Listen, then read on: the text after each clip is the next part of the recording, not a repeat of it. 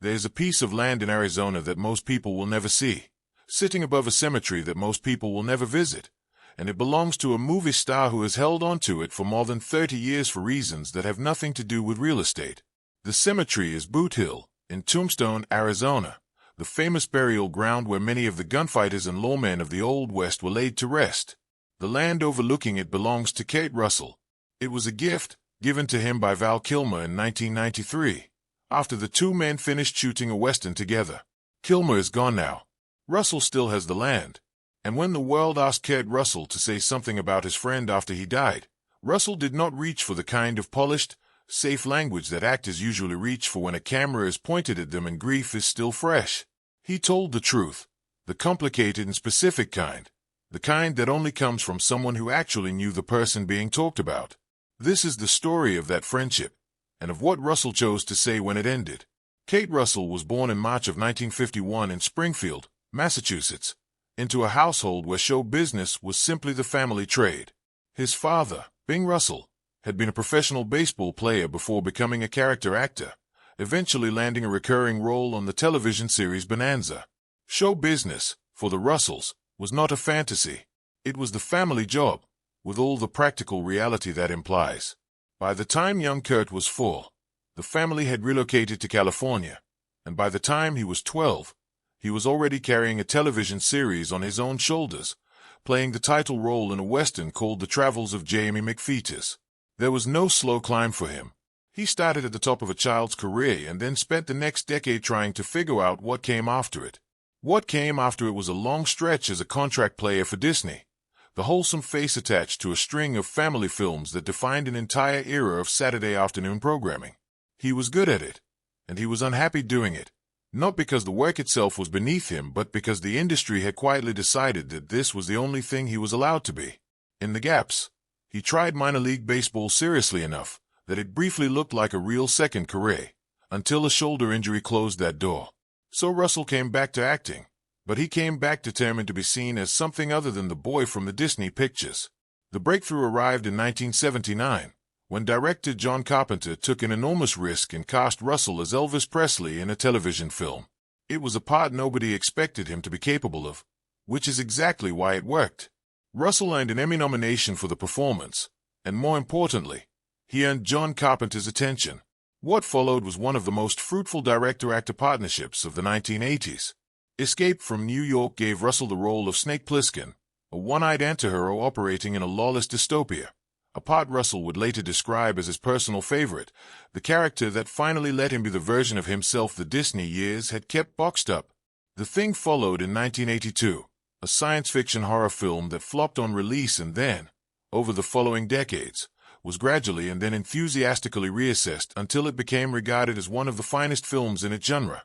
Russell was its anchor, holding the whole thing together with a flamethrower and a controlled, simmering fear that never tipped into hysteria. Then came 1983, and a film called Silkwood, directed by Mike Nichols and starring Meryl Streep. Russell played her live-in boyfriend and picked up a Golden Globe nomination for his trouble. But the detail that matters most for this story has nothing to do with the awards. On that set, Russell met a young woman named Cher, who had brought along her boyfriend at the time, a 22-year-old actor freshly out of Juilliard. The young man had an unusual stillness about him, the kind of quiet intensity that makes people stop and wonder what is going to become. Russell noticed it immediately. He would say, decades later, that he could tell right away this was someone who took the work seriously, in the deep and quiet way that doesn't need to announce itself. That young man was Val Kilmer. Kilmer had been born in Los Angeles at the very end of 1959, and had been admitted to Juilliard as its youngest student ever, a fact that says everything about how early and how completely he had committed to acting as a discipline rather than a hobby. He studied a role the way a scholar studies an old text, waking from the inside until the character stopped feeling like a performance and started feeling like something temporarily inhabited. He appeared on Broadway alongside Sean Penn and Kevin Bacon, then moved into film with Top Secret in 1984 and the comedy Real Genius in 1985, in which a 25-year-old Kilmer played the smartest person in the room with an ease that actors twice his age struggled to find. The role that changed his life arrived in 1986. Top Gun cast Kilmer as Tom Iceman Kazansky, the icy, supremely competent rival to Tom Cruise's Maverick. Kilmer had not wanted the part. He worried that playing the antagonist would freeze his public image into something cold and unlikable. He had to be talked into it. He turned out to be wrong to worry, because what he brought to Iceman was not menace so much as precision, a kind of controlled excellence that made every scene between him and Cruise feel like a genuine, evenly matched contest. Top Gun made Val Kilmer famous, and fame turned out to be something he was never entirely comfortable performing. He was extraordinary inside the room where the camera was running and increasingly impatient with everything expected of him outside it. Directors and producers began to talk about him as difficult. Joel Schumacher, who directed him in Batman Forever, used blunt words in interviews to describe working with him. The reputation followed him for the rest of his career, running in parallel with performances that never stopped being remarkable. The Doors in 1991 saw him disappear so completely into Jim Morrison that Oliver Stone later admitted he sometimes lost track of which man he was watching. True Romance gave him a small, loose, funny supporting turn for Quentin Tarantino. Heat, in 1995, placed him alongside Al Pacino and Robert De Niro in one of the most carefully constructed crime films of the decade, and Kilmer matched them. Sitting in between The Doors and Heat was Tombstone, the 1993 Western that brought Kilmer and Russell together again, a full decade after they first crossed paths on the set of Silkwood. The production itself was famously turbulent. The original director was removed early in filming, and Kate Russell, by then a seasoned veteran who understood exactly what the picture needed, effectively took over creative control while still appearing in nearly every scene as Wyatt Earp.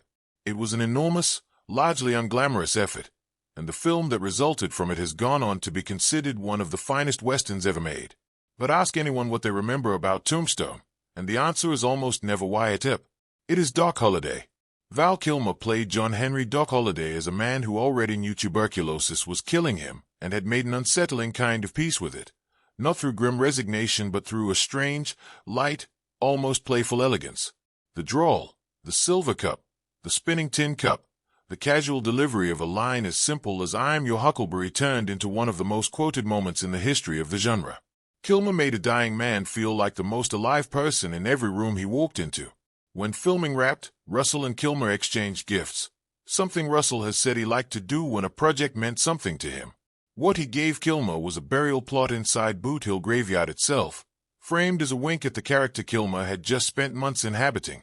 Doc Holliday, after all, was a man defined by his closeness to death. It seemed fitting. What Kilmer gave Russell in return, without Russell knowing in advance, was the acre of land overlooking that same graveyard. Russell later explained the symmetry himself, pointing out that Wyatt Earp was a character defined by life rather than death, and that the gift let him look down over the whole scene from above. He still owns that land today. The years after Tombstone carried Kilmer to his biggest commercial success, Batman Forever in 1995, and then into a long stretch of professional turbulence, including his replacement by George Clooney for the Batman sequel and a brutally chaotic production on the island of Dr. Moreau. His reputation for being difficult hardened during this period, but so did the evidence of his talent, in films like Kiss Kiss Bang Bang and Bad Lieutenant. He kept working, kept disappearing into roles, kept being undeniable even when he was, by most accounts, exhausting to work with. In 2014, Kilmer was diagnosed with throat cancer.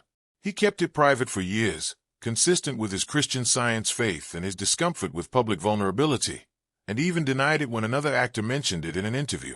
When he finally confirmed the diagnosis himself in 2017, he described 2 tracheotomies, chemotherapy, and radiation with a directness that surprised people who only knew him by reputation. The cancer went into remission, but the surgeries permanently altered his voice, reducing what had once carried Iceman and Doc Holliday and Jim Morrison to something closer to a whisper. He kept working anyway. A 2021 documentary built from decades of his own home footage let his son Jack narrate in his father's place, since Val could no longer easily speak for himself, and it became one of the most unguarded records of his life. The following year, Tom Cruise pushed to bring him back for Top Gun, Maverick, and Kilmer reprised Iceman in a short, devastating scene that played like a real goodbye between 2 old friends, his dialogue digitally reconstructed because his own voice could no longer manage it. Roughly 3 years before Kilmer died, Kate Russell went to see him at his home. He later described that visit in an interview, recalling how hard it was for Kilmer to speak but how much he still wanted to say, and how his sense of humor had survived everything the illness had taken from him. Russell remembered Kilmer looking at him and offering up a single quiet line, admitting that he probably could have been a little kinder to a few more people over the years, and then laughing about it. It was not an apology exactly. It was a man taking stock of himself, honestly, near the end, and finding he could still laugh at what he saw. Val Kilmer died on April 1, 2025, in Los Angeles, surrounded by his family. He was 65. The cause was pneumonia, following years of recovery from the cancer that had reshaped so much of his later life. His children, Mercedes and Jack, confirmed his passing and later thanked the public for honoring him while asking for privacy to grieve. What Kate Russell offered afterward was not a polished statement written for a podium. It was a conversation, the kind where someone